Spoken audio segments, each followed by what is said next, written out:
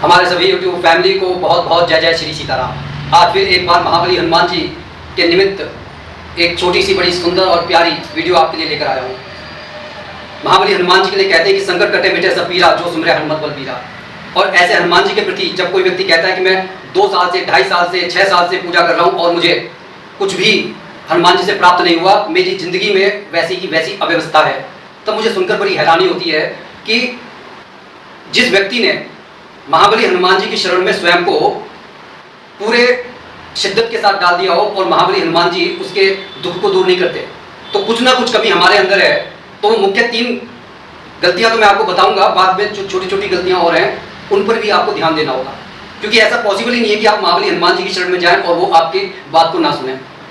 दरअसल होता यह है कि सबसे पहले हमारे को अपनी शुद्धता पर ध्यान देना होता है, क्योंकि देखिए हम दिन भर में कई बार टॉयलेट जा रहे होते हैं या फिर कहीं बाहर के काम से गंदे हो जाते हैं। तो अगर भगवान हनुमान की आप पूजा में बैठे तो कम से कम अगर आप लघु शंका तक भी गए हैं तब भी आपको कम से कम इतने आपने हाथ पैर धो लेने चाहिए।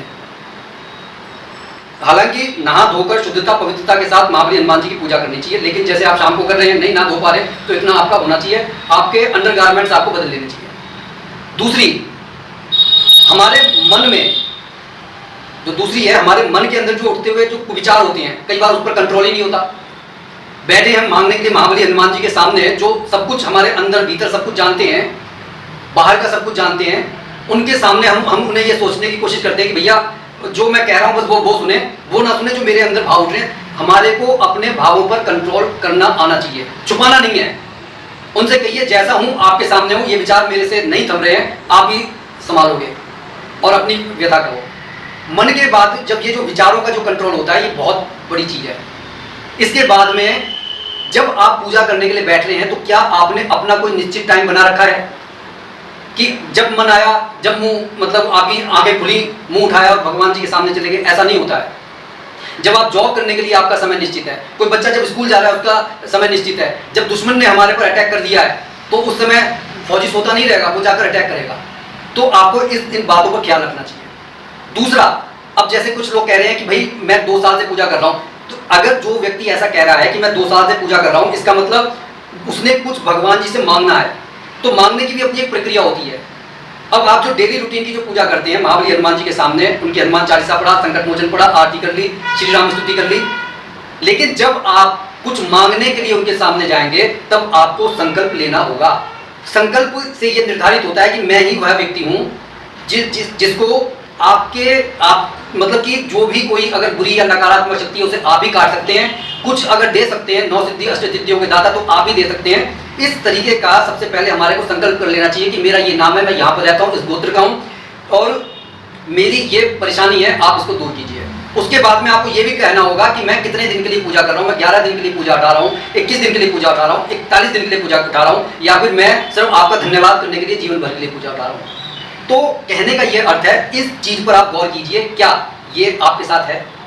उसके बाद जो हनुमान जी का भक्त होगा उसे एक बात का हमेशा ध्यान रखना चाहिए, संकल्प करने के बाद में हमारा वो जो आसन है, वैसे तो ये कहते हैं कि आसन, जिस आसन पर बैठकर आप माला का जाप कर रहे हैं, जिस आसन पर बैठकर आप महाबली हनुमान जी को ध्यान कर रहे हैं, वो आपका ही होना चाहिए, किसी और को उस आसन को इस्तेमाल नहीं करना है। आपका वो आसन आपके निमित्त ही है। समय आपका बिल्कुल जो है एक्यूरेट होना चाहिए। जब आप पूजा करें संकल्प वाले दिनों में, उन दिनों तामसिक चीजों से बिल्कुल दूर रहना है। इवन जो आप प्याज लहसुन खाते हैं उससे भी आपको दूर रहना है। आपको जो है जमीन पर ही कंबल बिछाकर, दड़ी बिछाकर वहीं पर आपको चयन करना है और बेकार के कुविचारों से, बेकार के जो अनाप शनाप के गाने आते हैं उनसे बचे रहना है। यूट्यूब आप देखिए, अपने ज्ञान वर्धन के लिए देखिए, लेकिन कोशिश कीजिए कि देखिए अगर कोई अचानक से कोई ऐसा ऐड आ जाता है जो जिसमें आपको इंटरेस्टेड नहीं होना चाहिए हनुमान जी की पूजा करते हुए, उसको आप स्किप कर सकते हैं। उंगली आपकी है, आप स्किप कर दीजिए। तो इन सब चीजों का असर आप देखेंगे। देखिए सबसे बड़ी बात, संकल्प के समय में शुद्धता पवित्रता तो है ही है, आपका जो आसन और आपका समय, ये चीजें बहुत ज्यादा मायने रखती हैं। आपका सोना, अगर आप गृहस्थी में भी हैं तब भी आपको तमाम ब्रह्मचर्य के नियमों का पालन करना होगा। अगर आप ऐसा नहीं करते हैं तो आप कितनी भी हनुमान जी की पूजा कर लीजिए, ऐसा नहीं है कि पूजा व्यर्थ जाती है। पूजा एक कवच की तरह काम करती है, वो आपकी रक्षा जरूर करेगी, लेकिन आप जिस निमित्त पूजा कर रहे हैं हो सकता है कि वो आपको अपेक्षित परिणाम ना दे।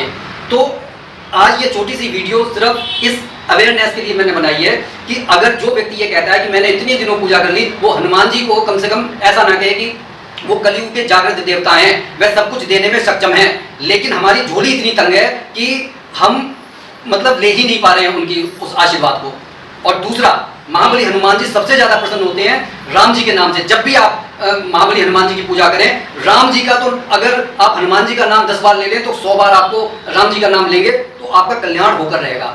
तो इसी के साथ इस वीडियो को ज्यादा से ज्यादा शेयर करें, उनको शेयर करें जो कह रहे हैं मुझे कुछ नहीं मिल रहा। अरे मिलेगा तो तब ना जब आप इन चीजों को अपने जीवन में शामिल करेंगे। शुद्धता पवित्रता के साथ में समय, आसन, स्थान और किस तरीके से आपको रात्रि को सोना है, किस तरीके से सुबह ब्रह्म मुहूर्त में उठना है, ये सब चीजें जब आप पूरे संकल्प के साथ अपने मन मस्तिष्क में शामिल कर लेंगे, आपका कल्याण होगा। ज्यादा से ज्यादा इसे शेयर कीजिए, कमेंट बॉक्स में इष्ट देव का नाम लिखिए। इसी के साथ जय जय श्री सीताराम।